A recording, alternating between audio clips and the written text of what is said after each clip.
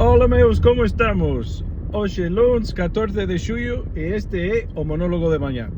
Pois esta mañá tiña a miña intervención semanal con Kiko Novoa en Galicia por diante e hoxe falamos da nosa cultura de conducir ou obsesión con coches que temos acá nos Estados. E é certo que hai, somos un país grande dunha extensión de terra moi vasta, entón hai moitos coches porque, para ir chegar ao sitio moitas veces hai que ir en coche.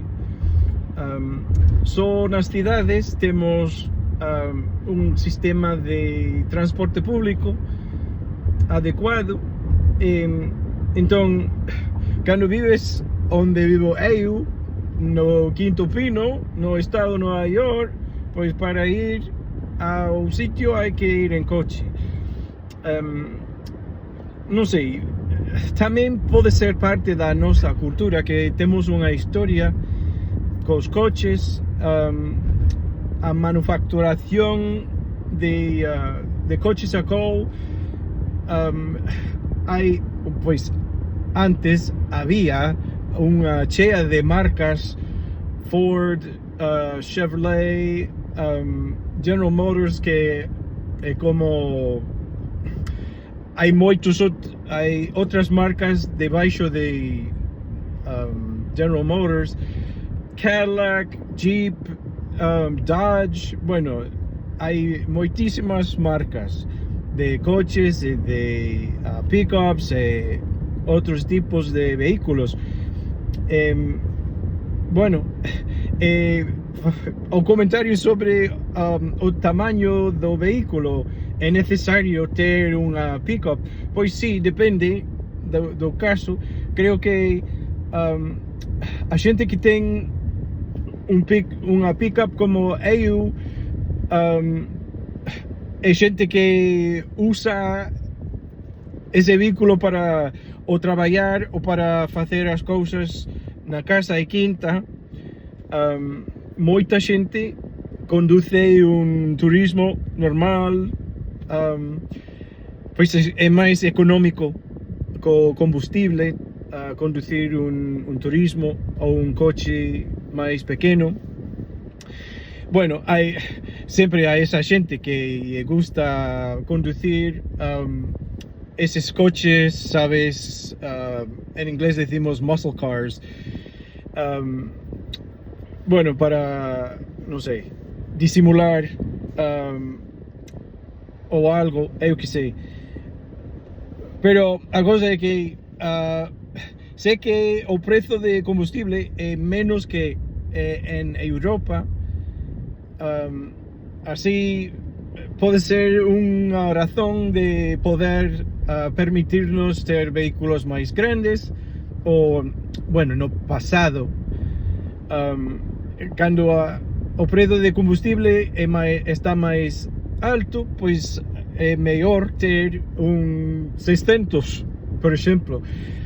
Mataría por ter un Seat 600, por certo, que pareceme un coche moi chulo, perdón, que había. Estamos a unha hora punta na vila, hai moita circulación, falando de coches. Entón, non sei por que temos esa obsesión con coches, pero sí, hai unha manía por coches. Segundo as estadísticas, porque tiven que facer algo de investigación para saber, información. Nunca sei de que imos falar, que propoño un tema, Kiko faime preguntas sobre ese tema e nunca sei exactamente que me vai preguntar. Entón, para estar preparado, tiven que investigar sobre pois o porcén de de xente, cantos coches ten a xente. Pois é claro, porque non teño diante, non podo lembrar exactamente, pero 8% da poboación dos americanos non ten ningún coche. Será a xente que vive en nunha cidade porque hai transporte público, ou igual non poden permitirse, porque, bueno, é moi custoso ter coche. Hai gastos de mantener o coche, bueno, primeiro mercar o coche, que os coches custan un ollo. Un coche novo te pode sair $40,000. Non sería nada difícil. Bueno, hai coches que custan menos, pero como exemplo, que a min me parece un escándalo gastar tantos cartos en un coche. Nunca gastaría tantos cartos. Bueno, son de una generación cando pues crecía cando se podía mercar una casa por $40,000. Nada, entonces gastos de mantenimiento, a revisión anual, certificación, os seguros, é moi custoso ter un coche. E logo as estadísticas non lembro claro, pero había como rangos de un coche, y creo que había como 30%, luego dos coches 25 o algo así, luego otro porcentaje de 3 coches o más. Hay gente que colecciona coches clásicos, por ejemplo, y ellos van a gastar mucho. Bueno, entonces, además dos gastos de pagar o seguro para cada coche, o mantenimiento, hay que guardar nunha nave enorme o coche durante o inverno, ou, bueno, durante o ano. Entón, moitos gastos para ter un coche. Ia dicir que non sei se é porque temos unha extensión tan grande de terra, espazos, bueno, a distancia entre sitios é basta. Entón, moitas veces non hai outra maneira de chegar ao destino sen ir en coche. Por exemplo, onde vivo eu, se quero ir a unha cidade, un sitio máis grande, máis poboado,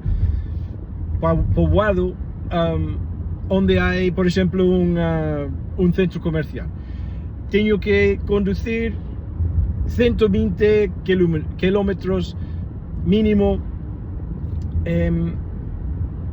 Claro, na vila hai supermercado, hai tendas para mercar cousas, ferratarías, eu que sei, todas as cousas normais na vila, pode-se ir andando para chegar a esses sitios, pero se tens que cargar moito, é unha lea. Entón, é máis doado ir en coche para levar toda a cousa do super, que ir andando con carrito ou algo como en España. Eu que sei. Estamos a falar tamén da idade de conducir, que aquí en Estados, depende do estado, claro, pero creo que o promedio da idade para iniciar os estudos de bueno, a formación para conseguir un carnet de conducir sería 16 anos. 17 é para poder conducir à noite. Non falamos disso na radio, pero hai comezas cunha carnet provisional para practicar e tes que tachar como 100 horas de práctica en coche e preparar para o exame. No exame hai que, bueno, demostrar que podes conducir, que sabes as normas das ruas e cando hai que parar, como usar os chivatos para indicar que vas xirar, como aparcar o coche, cousas así. Tamén tes que facer un test, un exame tipo test da teórica e logo a práctica, e despois de conseguir o carnet non podes conducir despois das 9. Non lembro se é unha hora ou, bueno, non se pode conducir de noite ata chegar ou ata ter 17 anos. E por certo, acompañado durante as prácticas, acompañado dos pais ou outra persoa con carnet permanente de 18 anos ou máis. E nada, o exame práctica sempre provoca algo de ansiedade nos rapaces, que hai veces que non hai suspenso total, pero hai partes do exame e pódese fracasar unha parte e logo retomar o exame práctico e e acabas co carnet. E logo en España hai o sistema de sacar puntos con recibir unha multa para sobrepasar o máximo de velocidade. En lugar de quitar puntos, añadan o ponen puntos, e se hai suficiente podes perder o carnet ou suspender o uso do carnet. E tamén tamén hai que pagar a multa, igual como en todos os sitios. Non sei que máis pensaba, pero non chegamos a falar das cousas porque só temos 15 minutos e de verdade non é moito tempo para falar dun tema que hai moitas cousas sobre coches e conducir, as normas, as diferenzas e cousas así. Aquí vos tedes algunhas cousas.